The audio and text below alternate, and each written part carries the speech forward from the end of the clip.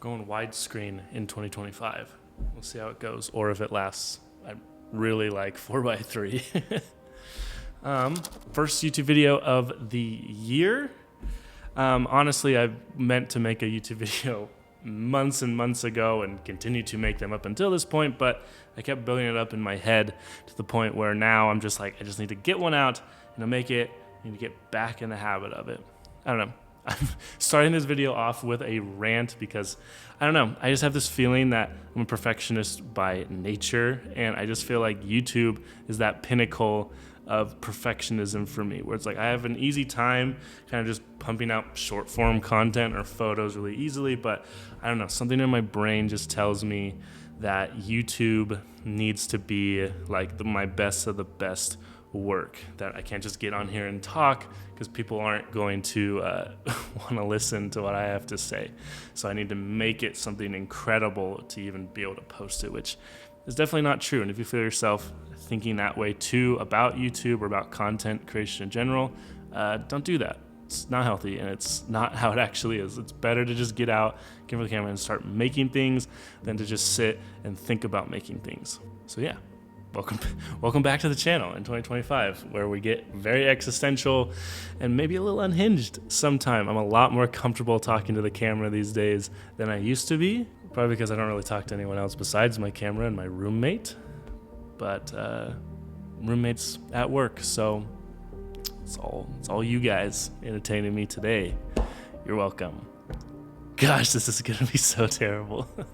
But yeah, anyway, on to the actual topic of today's video. I just wrapped up my second year of being a photographer, so I thought this would be a good opportunity to kind of go over what I have done in the last 2 years, or what I've learned from the last 2 years, or put into practice the last 2 years to kind of get to where I am today as a photographer. I've been going through a lot of my old photos, my old portrait sessions, and kind of updating them or re-editing them recently, and it's kind of crazy to me to see how far I've come. It's that classic thing of like, you never know how much progress you're making until you look back, and that's definitely how I felt about my photography. And I feel like I've reached a point now, 2 years in, where I have a good amount of data to look back on.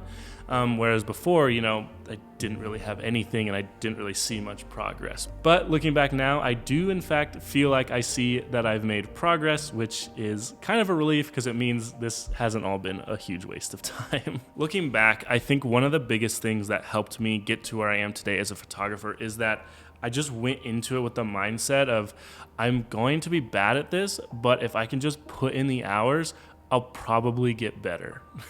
And I think that's the most important thing about this, is realizing you're not gonna be good on day one, you're not gonna be good on day 100, but then by day 200, you're gonna maybe be a little bit better. And then it's just continuing to do that over and over again, and just getting out and shooting and putting in the hours. And I get that's like kind of the cop-out answer, what a lot of people say, but that's what I did. I bought a camera, and on day one, I put it into manual mode, and I never looked back. Sure, did I adjust the ISO instead of my shutter speed for like 6 months straight? Yes, but it made me better. Those photos are completely unusable, but it made me better in the long run. And I think that's what's important, is just like getting out of your comfort zone. When I first started this journey, when I bought a camera, I made a commitment to myself to get out of my comfort zone and to just go out and shoot, and to just shoot as much as I could, and to try new things, and to fail and try again. And honestly, now fast forward into 2025, that's something that I feel like I need to re-implement, because what used to be out of my comfort zone and was pushing myself is now inherently become my comfort zone, because that's how it works. And so in 2025, I'm trying to push myself even further out of that comfort zone, which that kind of leads me into my next point. And I feel like we're going over this like a million miles an hour, so I'm sorry. This is what happens when I get comfortable on camera. I start talking like my normal self. And this is just how I am. So I hope you like it. Like and subscribe. Thank you. But anyway, yeah, that brings me to my next point, where it's like you gotta get out and actually shoot. You can watch as many of these YouTube videos as you want. You can buy as many f1.4 lenses as you want, but none of those are gonna make you a better photographer. You can watch videos like this one of people telling you how they did it, how they got better, or what they do to take their photos while you're sitting on the toilet, but it's not gonna make you better. And if that's you right now watching this video, turn it off. Turn it off right now and go out and shoot. go and book a shoot, go shoot a landscape, product photography, whatever you're into, whatever floats your boat, turn off this video right now and go shoot it, because there's nothing that I can say in this video or anything that can be said in any YouTube video about this topic that's gonna be able to replace actually putting the hours in and actually putting in the practice for yourself. I think I just tanked the views of this video, but if it makes you a better photographer, totally worth it in my book. That's what's important. I'm here to help you, even if by helping you it means you're not watching me, but hey, maybe I'll see you out there and we'll shoot in person sometime. That'd be fun. Have I just been rambling the same point over and over again? I feel like they were two different points when I started, but I feel like they just meshed into one point. Anyway, my next point is something relatively different than those first 2 points. So bear with me if you're still in this video. Bear with me. The next thing that kind of helped me was kind of, and it sounds toxic when you say it, but it's not, is just like kind of never being satisfied or comfortable with your work.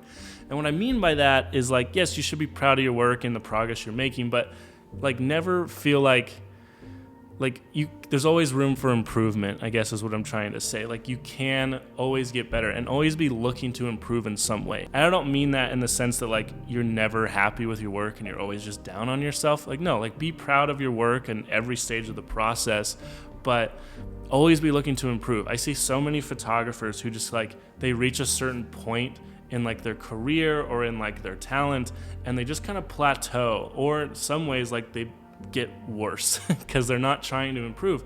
And again, that might work for some, but that's not the kind of person I am. Like I'm always trying to be better and to always be able to improve myself. Like I'm happy with the work that I'm making now, but I know that in 5 years from now, I'm gonna look at the work I'm making today and be like, wow, that isn't very good, but that's a good thing. I don't wanna look back on my work today and still be proud of it 5 years from now. You know, I want to be improving. I want to see that growth. It's so easy to get like prideful as an artist. I've been an artist my whole life. Before photography, I was a painter, and it's so easy to just think like, well, this is my style. This is how I do it. And if people don't like it, then that's their problem. You know, I'm perfect the way I am, and that's just like not the case. You have to be able to look at your own work subjectively and be like, okay, what can I improve? You know, and look for people's advice or for different inspirations and try new things and just always be willing to learn and improve. And I did a lot of that over the last 2 years where I just kept myself open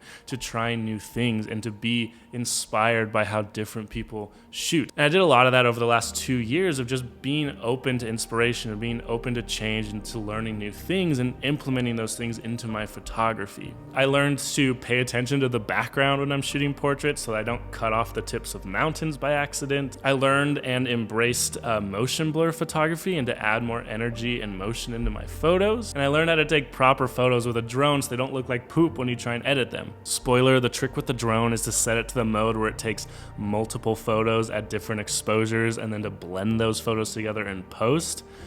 Changed my life. Okay, that was kind of a lot. I'm very excited talking about this, and again, 2 years of information in my head, kind of rambling. I should probably start writing scripts, but hey, we're having a good time. This is fun, right? We're just chatting. Anyway, to try and wrap this all up as nicely as I can, I think the most important thing I learned in the last 2 years actually was what I learned in the last 6 months, which is sometimes you just need to take a step back from what you're doing. And I know the idea of taking a step back completely contradicts everything I've talked about up until this point. It's actually a very important part that does live alongside those other things that I've talked about so far. So just hear me out. So while yes, it's important to get out and shoot, to put in the hours, to, you know, focus on refining your craft and to being open to knowledge and trying new things, you know, by doing that, it's really easy to just also get very burnt out. That's what happened to me. I went really hard for 1.5 years, and by the time I got to like the 18th month mark, I was just exhausted. By that point, I just didn't want to do anything. I was so burnt out, I just could barely shoot, I could barely do anything, and I didn't like anything that I was doing or anything I was making, and I got stuck in this pretty big rut. And so I guess what I'm trying to say is like, I'm trying to help you avoid that kind of burnout. So while yes, it's important to put in the hours and do the work and to learn and grow as much as you can, I don't want to put the hustle culture mindset into your brain like it did for me. I think sometimes the best thing for your work is to take a step away from it for a little bit, gain new inspiration, experience new things, walk away from it so you can come back with fresh eyes.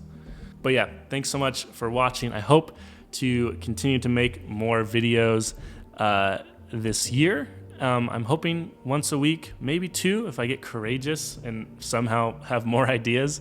But I hope to see you in all of them. Thanks so much for watching today's video. Like, subscribe, do all that stuff. Follow me on Instagram if you want. That's where most of my photos live anyway, if you liked any of them. But yeah, I'm going to end the video before I say but yeah again. I'll see you guys in the next one. Bye.